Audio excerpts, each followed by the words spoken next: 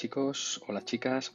Nos encontramos en esta ocasión con una actividad relacionada con las leyes empíricas de los gases ideales, en donde nos encontramos con un gas que se somete a una serie de transformaciones que se indican en el gráfico que tenemos aquí.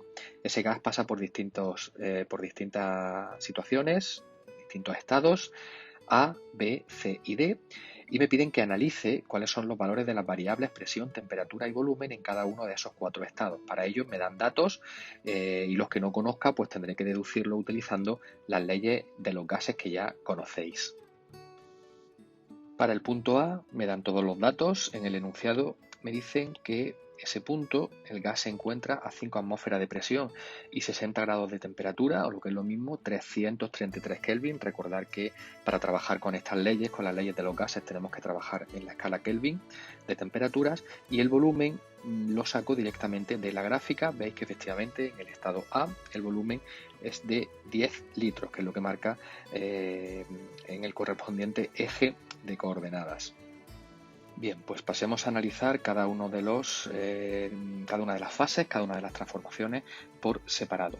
Vamos a analizar primero la transformación que pasa o que ocurre entre los puntos A y B. Bien, en esta transformación vemos que efectivamente la presión permanece constante.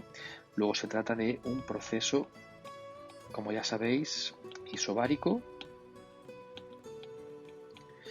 Y esa presión precisamente es la que yo obtengo o bien del propio enunciado o bien de la lectura directa de la gráfica.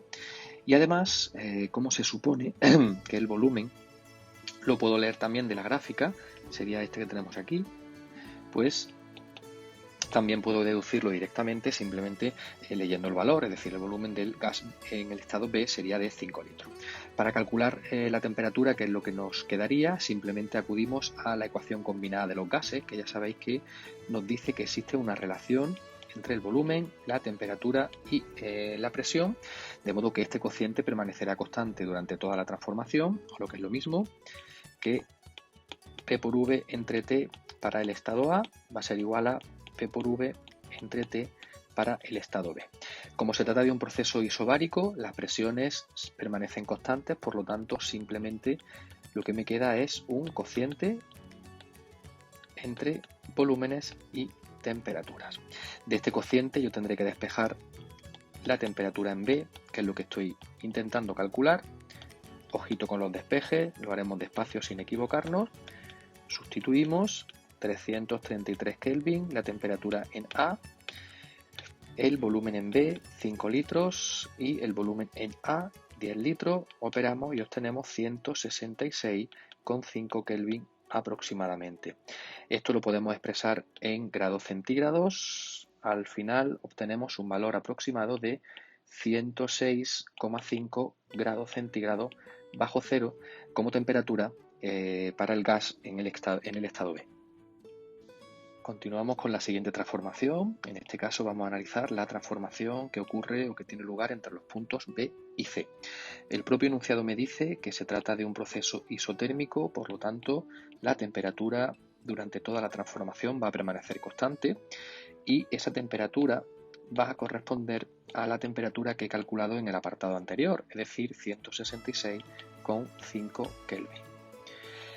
Además, yo conozco la presión del punto C, porque la puedo leer directamente de la gráfica, sería esta que tenemos aquí, 10 atmósferas, por lo que solamente me quedaría el cálculo del volumen del gas en el punto C.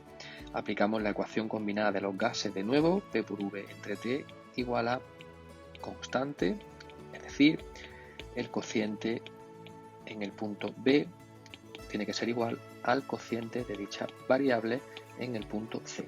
Como se trata de un proceso isotérmico, las temperaturas en este caso pues, se simplificarían, por lo que me quedaría simplemente una relación entre volúmenes y presiones.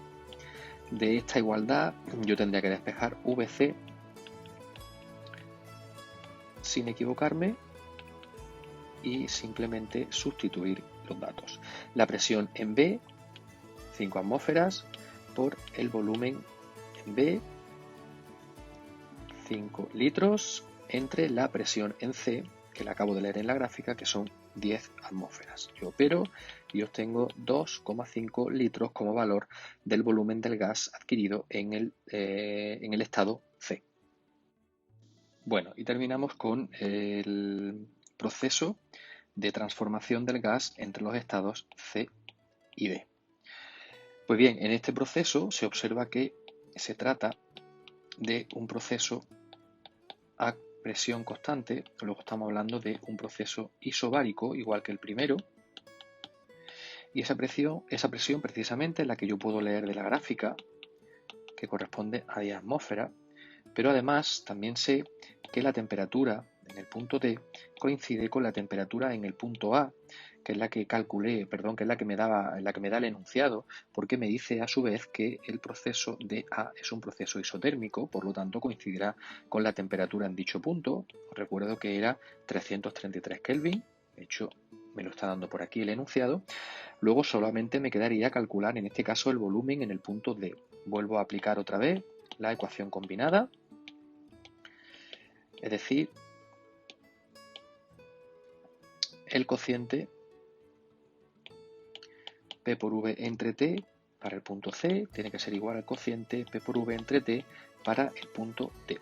En este caso, las presiones vuelven a simplificarse porque se trata de un proceso isobárico.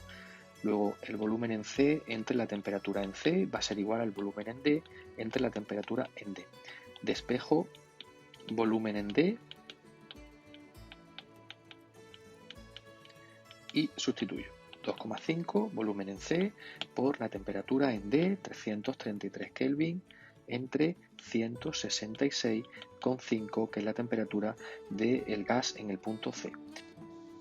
Opero y obtengo un resultado, me vengo por aquí arriba, de 5 litros aproximadamente. Veis que efectivamente coincide con la lectura que tenemos por aquí. Con respecto a lo que hemos obtenido, la lectura de la gráfica coincide con el valor del volumen del gas en ese punto. Y por último, recordaros que, aunque hayamos utilizado en las tres transformaciones o en los tres procesos la ecuación combinada de los gases, comentaros que en este primer proceso, puesto que se trata de un proceso isobárico, estaríamos trabajando con la primera ley de Charles, que la tenéis por aquí. En el segundo proceso, al tratarse de un proceso isotérmico, temperatura constante, estaríamos trabajando con la ley de Boyle, que la tenemos por aquí. Y el tercer proceso, al igual que el primero, al tratarse de proceso a presión constante, volveríamos a estar trabajando de nuevo con la primera ley de Charles. Espero que no hayan quedado dudas. Cualquier cosa me preguntáis. Nos vemos en el siguiente video tutorial. Un saludo.